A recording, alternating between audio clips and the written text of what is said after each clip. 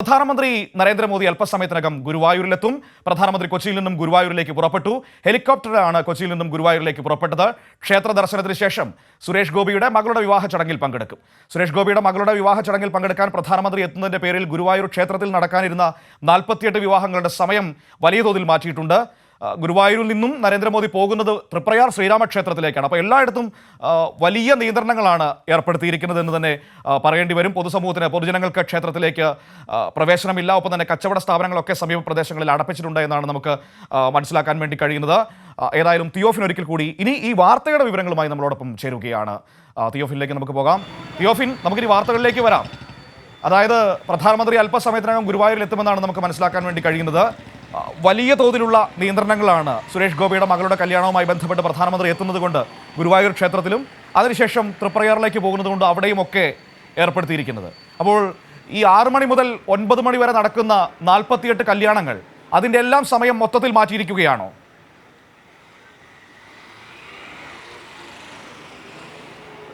മനു, തീർച്ചയായും ഈ വിവാഹങ്ങളുടെ സമയക്രമം എല്ലാം മാറ്റിയിട്ടുണ്ട്. അതായത് ദേവസ്വം ബോർഡ് SPGയുടെ നിർദ്ദേശപ്രകാരമാണ് ദേവസ്വം ബോർഡിന് ഇത് ചെയ്യേണ്ടി വന്നത്. ഈ വിവാഹങ്ങൾ ഒഴിവാക്കാൻ ഉള്ള നിർദ്ദേശമാണ് അവർ ആദ്യം പറഞ്ഞത്.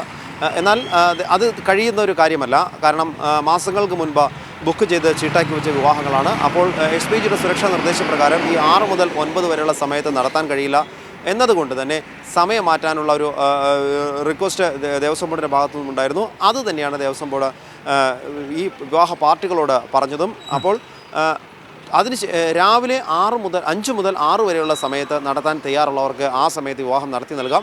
ബാക്കിയുള്ളവർക്ക് കാരണം പല കാരണങ്ങൾ കൊണ്ട് ഒരുപക്ഷെ ഈ സമയത്ത് എത്താൻ ബുദ്ധിമുട്ട് വരും. അങ്ങനെയുള്ളവർക്ക് 9:30-ക്ക് ശേഷം ഉള്ള സമയത്ത് വിവാഹം നടത്തി കൊടുക്കാമെന്ന് ദേവസ്വം ബോർഡ് പറഞ്ഞിരുന്നു.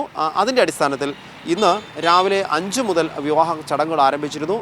5 വിവാഹ മണ്ഡപങ്ങളാണ് ഗുരുവായൂർ ക്ഷേത്രത്തിൻ്റെ കിഴക്കേ നടയിൽ നടപ്പുരയോട് ചേർന്നുള്ളത്. അവിടെയാണ് ഈ വിവാഹങ്ങൾ നടക്കുക. കാരണം മണ്ഡപങ്ങളുടെ എണ്ണം കൂടുതലുള്ളതിന് തന്നെ ഒരു കാരണമുണ്ട്. ഏറ്റവും മികച്ച മുഹൂർത്തങ്ങളുള്ള ദിവസങ്ങളിൽ നിരവധി നൂറുകണക്കിന് കല്യാണങ്ങൾ നടക്കാറുള്ളതാണ് ഗുരുവായൂർ ക്ഷേത്രത്തിൽ. അതുകൊണ്ട് തന്നെ ഇതെല്ലാം നടത്തി തീർക്കേണ്ടതുണ്ട്. അപ്പോൾ വിവാഹ മണ്ഡപങ്ങൾ, ചെറിയ ചെറിയ മണ്ഡപങ്ങൾ അവിടെ ക്രമീകരിച്ചിട്ടുണ്ട്.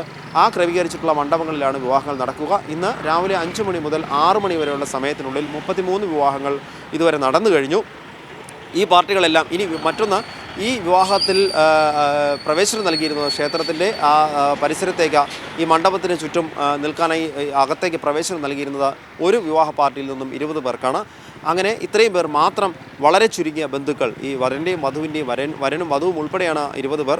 വരൻ്റെയും വധുവിൻ്റെയും വീട്ടുകാർ ഉൾപ്പെടെ വളരെ ചുരുങ്ങിയ ആൾക്കാരുടെ സാന്നിധ്യത്തിലാണ് വിവാഹങ്ങൾ നടന്നത്. 33 വിവാഹങ്ങളും നടന്നു കഴിഞ്ഞ് ഇവർ അവിടെ നിന്ന് മാറേണ്ട ഒരു സാഹചര്യമുണ്ട്. സുരേഷ് ഗോപിയുടെ മകളുടെ വിവാഹം ഇവിടെയാണ് നടക്കുന്നത്. ഈ 5 മണ്ഡപങ്ങളിൽ കിഴക്കേ ഭാഗത്തുള്ള ആദ്യ മണ്ഡപത്തിലാണ് എന്നാണ് അറിയാൻ കഴിയുന്നത്.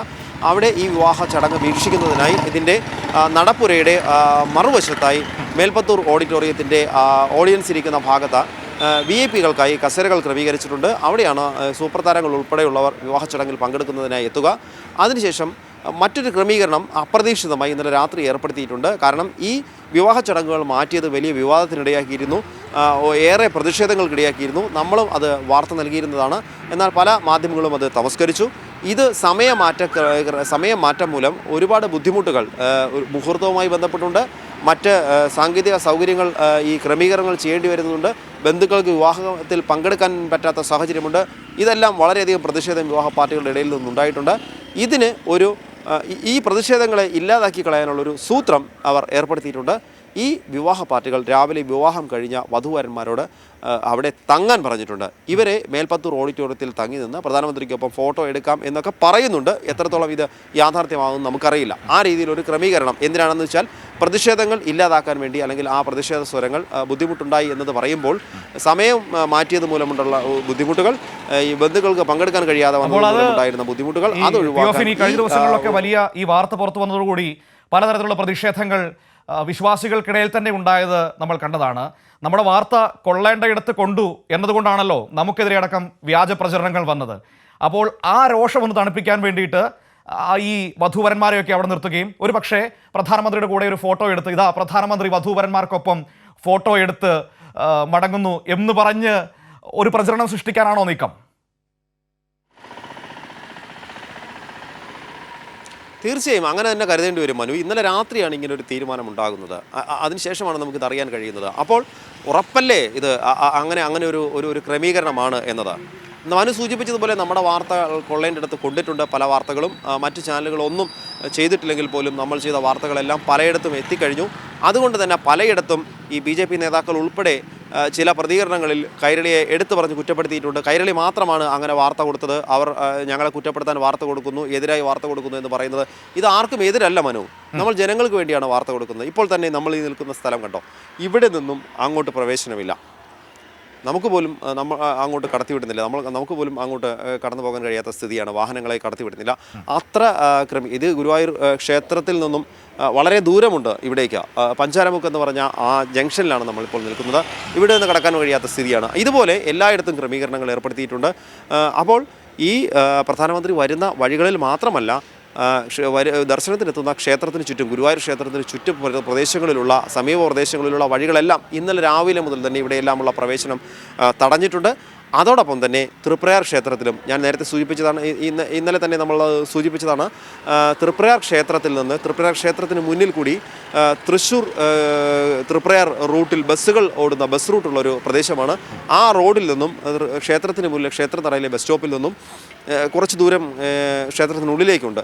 എന്നിട്ട് പോലും ആ റോഡിലൂടെയുള്ള ഗതാഗതം ഉൾപ്പെടെ തടഞ്ഞിട്ടാണ് ഇന്നലെ മുതൽ. നോക്കൂ, ഇന്ന് 10:50 മുതലാണ് അവിടുത്തെ സുരക്ഷാ ക്രമീകരണങ്ങൾ പ്രധാനമന്ത്രിയുടെ ദർശനത്തിൻ്റെ സമയം തൃപ്രയാർ ക്ഷേത്രത്തിൽ ഏർപ്പെടുത്തിയിട്ടുള്ളത്. അവിടെ നിന്ന് പോലും ആ ചുറ്റുവട്ടത്തുള്ള വാഹന ഗതാഗതം ഇന്നലെ രാവിലെ മുതൽ നിരോധിച്ചിട്ടുണ്ട്. ഇനി നമുക്ക് ഗുരുവായൂരിലേക്ക് വന്നാൽ, ഗുരുവായൂരിൽ ഇന്നത്തെ ക്രമീകരണങ്ങൾ ഈ രീതിയിലാണ്. വാർത്തകൾ കൊള്ളേണ്ടടുത്ത് കൊണ്ടപ്പോഴാണ് മനു നേരത്തെ സൂചിപ്പിച്ചതുപോലെ ഇത്തരത്തിലുള്ള ചെറിയൊരു അഡ്ജസ്റ്റ്മെൻറ്റ്, ജനങ്ങളുടെ രോഷം തണുപ്പിക്കാനുള്ള ക്രമീകരണങ്ങൾ ഏർപ്പെടുത്തിയിരിക്കുന്നത്. എന്തായാലും അല്പസമയത്തിനകം ഗുരുവായൂർ ശ്രീകൃഷ്ണ കോളേജിൽ പ്രധാനമന്ത്രി അവിടുത്തെ ഹെലിപ്പാഡിൽ ഹെലികോപ്റ്ററിൽ വന്നിറങ്ങും. തുടർന്ന് റോഡ് മാർഗം ഗുരുവായൂർ ക്ഷേത്രത്തിലേക്കെത്തും. ഗുരുവായൂരിലെ ശ്രീവത്സം ഗസ്റ്റ് ഹൗസിൽ തങ്ങുന്ന പ്രധാനമന്ത്രി അല്പസമയം വിശ്രമിക്കും. അതിനുശേഷം ക്ഷേത്ര ദർശനത്തിന് വേണ്ടി ഗുരുവായൂരിലേക്ക് എത്തും. ഈ ക്ഷേത്ര ദർശനത്തിന് ശേഷമാണ് സുരേഷ് ഗോപിയുടെ മകളുടെ വിവാഹ ചടങ്ങിൽ പങ്കെടുക്കുക. നമ്മൾ നേരത്തെ സൂചിപ്പിച്ചതുപോലെ ഒരുപാട് വിവാഹങ്ങൾ ആ സമയത്ത് നടക്കേണ്ടതുണ്ടായിരുന്നു. ആ സമയത്തെല്ലാം ഒരു VIP വേണ്ടി പ്രധാനമന്ത്രി വരുന്നു എന്ന ഒരു കാരണം പറഞ്ഞുകൊണ്ട് മറ്റ് വിവാഹങ്ങളെല്ലാം 48 വിവാഹങ്ങളാണ് സമയം മാറ്റിയത്. ആ രോഷം തണുപ്പിക്കാനാണ് നമ്മൾ നേരത്തെ സൂചിപ്പിച്ചതുപോലെയുള്ള ഒരു ഫോട്ടോ എടുക്കൽ ചടങ്ങ് ആസൂത്രണം ചെയ്തിരിക്കുന്നത്. ഇവിടെ ഈ മേൽപ്പത്തൂർ ഓഡിറ്റോറിയത്തിലാണ് ഇതിനുള്ള ക്രമീകരണങ്ങൾ, ഇവർക്ക് കാണാനുള്ള ക്രമീകരണം ഏർപ്പെടുത്തിയിരിക്കുന്നത്.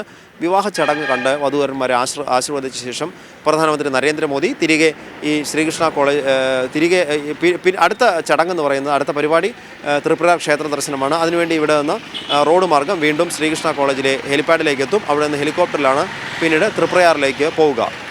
നമുക്ക് തൃപ്രയാർ ഈ ഗുരുവായൂർ സന്ദർശനത്തിൻ്റെ ഒരു കാര്യം കൂടി നമുക്കറിയാം മനു. ഈ കഴിഞ്ഞ 3-ാം തീയതി, ജനുവരി 3-ാം തീയതി തൃശ്ശൂരിൽ ഒരു പൊതുപരിപാടി, മഹിളാ മോർച്ചയുടെ വനിതാ സമ്മേളനം ഉദ്ഘാടനം ചെയ്യാനാണ് പ്രധാനമന്ത്രി തൃശ്ശൂരിലെത്തിയത്. ആ പ്രധാനമന്ത്രി കൃത്യം 2 ആഴ്ച തികയുന്ന ദിവസം വീണ്ടും ഇതേ ലോക്സഭാ മണ്ഡലത്തിലേക്ക് എത്തുന്നു. നോക്കൂ, കേരളത്തിലേക്ക് എത്തുന്നു നമ്മൾ പറയുമ്പോൾ തന്നെ എത്തുന്ന സ്ഥലം തൃശ്ശൂർ ലോക്സഭാ മണ്ഡലത്തിനുള്ളിലാണ്. ഗുരുവായൂർ ക്ഷേത്രം സ്ഥിതി ചെയ്യുന്നത് തൃശ്ശൂർ ലോക്സഭാ മണ്ഡലത്തിനുള്ളിലാണ്. അപ്പോൾ ഇതിൻ്റെ രാഷ്ട്രീയം വ്യക്തമാണ് മനു. വ്യക്തമാണ്, കാര്യങ്ങൾ വ്യക്തമാണ്.